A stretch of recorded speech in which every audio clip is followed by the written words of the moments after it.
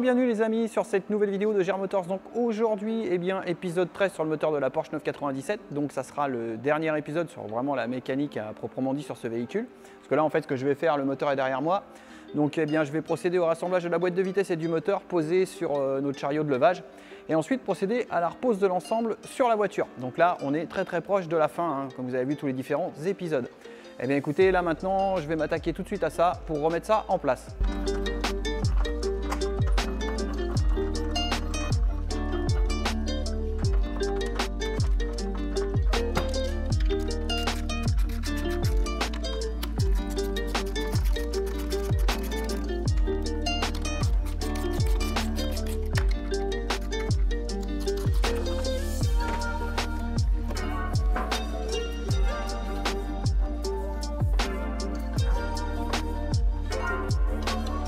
Alors je vais vous faire une petite explication sur le montage de la boîte de vitesse sur le carter moteur, parce que comme vous savez là en fait on a un carter moteur Menzgear et tous les carters moteurs Menzgear en fait ils ont 4 points de fixation.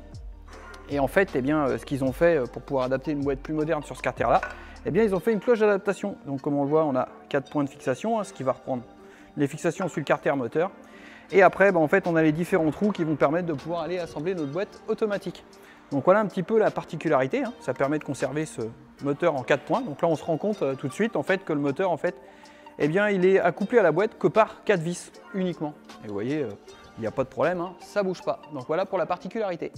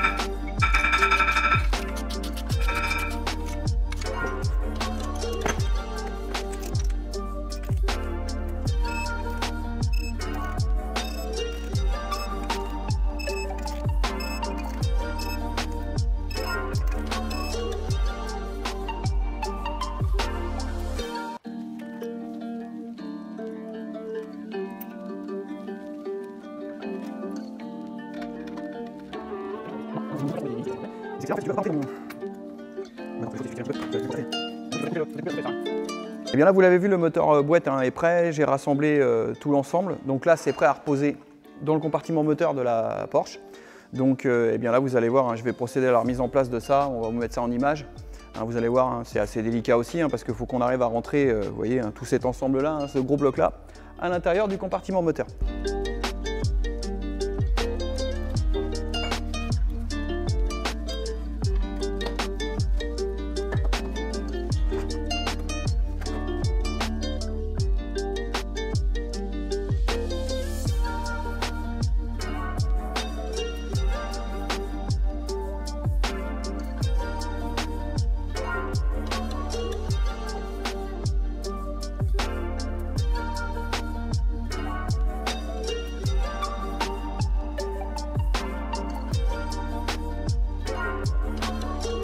Et bien voilà, donc j'ai remis tout en place, donc tout est remonté, filtre à air, toute l'admission, tout est remis en place. J'ai remis les fluides, donc liquide de DA, l'huile moteur et liquide de refroidissement.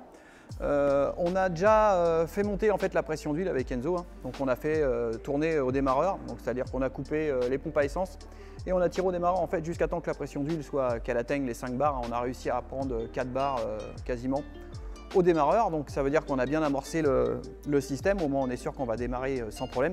Et oui, pour ceux qui ont remarqué aussi, j'ai mis une huile de démarrage, j'ai mis une huile pas forcément très chère, une huile synthétique, mais qui va permettre d'amorcer, de rincer, parce que comme vous le savez, à travers tout le remontage de ce moteur, on avait un mélange eau, huile et tout ça, donc on a tout nettoyé à 100%, mais je préfère repasser avec une huile qui va me permettre de démarrer, qui va me permettre de faire monter la première température, bien le faire chauffer, et on revidangera bâche à huile, bloc moteur, et on changera le filtre à huile. Et là, on lui mettra l'huile adéquate, la 1060 en Formula de chez Mobile. Eh bien, on a aussi amorcé le circuit d'essence, donc là, il ne nous reste plus qu'à démarrer, on l'a mis en pression parce que évidemment, il était vide. Donc logiquement, ça devrait démarrer au quart de tour. Et puis, il est fort probable que vous voyez de la fumée sortir des échappements. Mais ce qui va être complètement normal, parce que vu que c'est un moteur qui a cassé, alors j'ai nettoyé aussi, mais dans les catalyseurs, en fait, il y avait encore des résidus de liquide de refroidissement et d'huile. Donc évidemment, à mon avis, quand ça va chauffer, ça va certainement provoquer une fumée blanche. Eh bien voilà, on va démarrer. Donc là c'est bon, on est prêt. Donc j'ai Enzo qui est dans la voiture. Donc comme je vous disais juste à l'instant, on a déjà ramassé tous les fluides, pression d'huile, circuit d'essence et tout. Donc logiquement, on va péter au quart. Et bon, il y aura peut-être 2-3 fumées au démarrage, peut-être un petit moment, parce que comme je vous disais, il y a certainement du liquide qui est resté dans le catalyseur. Bon Enzo, c'est bon, vas-y.